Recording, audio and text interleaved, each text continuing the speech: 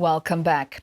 Fashion designer Stefni Binneman is the epitome of what it means to be a girl boss. Through her business Stars Fashion Design and Boutique, she has created a brand that celebrates female empowerment.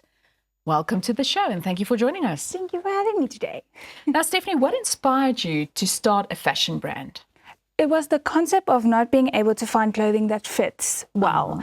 Going into the store and finding something that's too big, too long, and always you have to pay 300 Rand and then have to pay 300 Rand again to get it altered. It's something we didn't want to create. So we started the brand called with my own closet in mind. So you come to us, we take your measurements, and then you just get the perfect fit every time.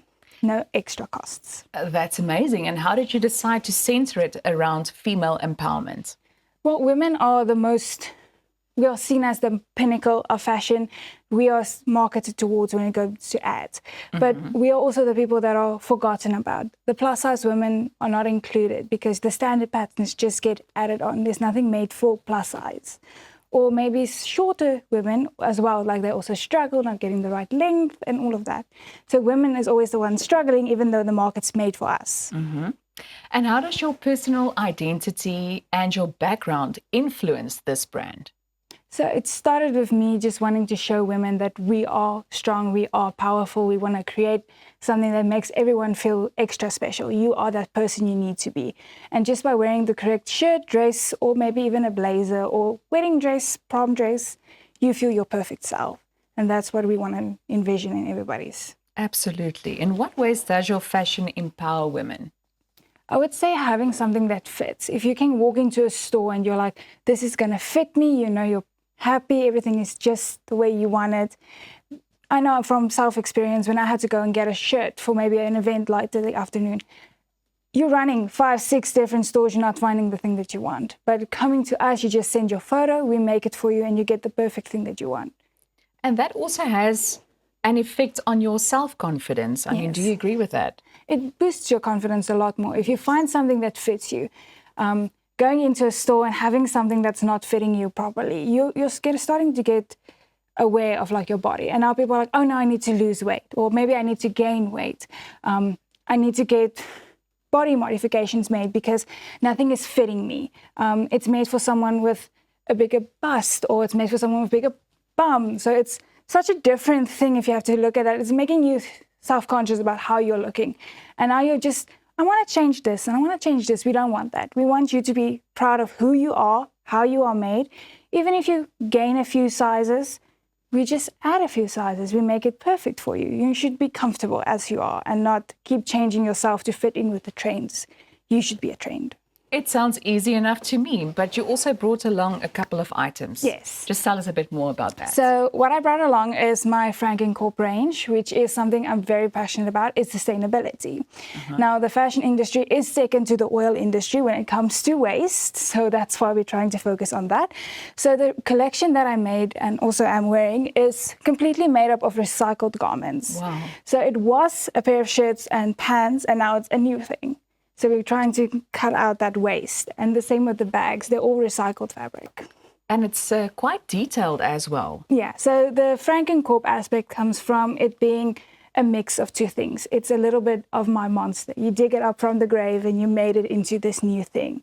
So that's why we call it Frankenkorp, because it's my little monster that I have created. I think this is very inspiring. I also want to ask you, do you design with a specific type of women in mind? Not really. So most of the designs that we use and things do go around what you as a person are looking for. But when I'm designing for the little bigger figures, not our skinny models, trying to start with the standard 34, the curvy women, because that's who most of us are. We aren't the model. And then looking at what your personality will entail. So I like corporate wear, being more formal. So I would design into that direction. But someone that's maybe in the gym or maybe more influencer, they would wear something completely different. So it depends on the person. We're tailor making it to that person. And how do you address that inclusivity? So it starts with making sure everybody feels comfortable with themselves. When they come and start a consultation with us, we start talking about what makes them comfortable. What do they normally gravitate towards? And also giving styling tips. Just having a shirt made doesn't necessarily mean you know how to style it and feel comfortable in it. It maybe fits right and you're like, this is my best shirt, but you need to feel comfortable in it. You need to be able to wear it more than once. It shouldn't just be in this one outfit that you get to wear your shirt. You need to know how to style it.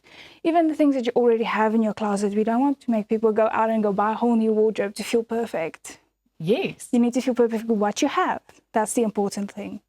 And what advice would you give to young girls who are also inspired to make a difference in the fashion industry?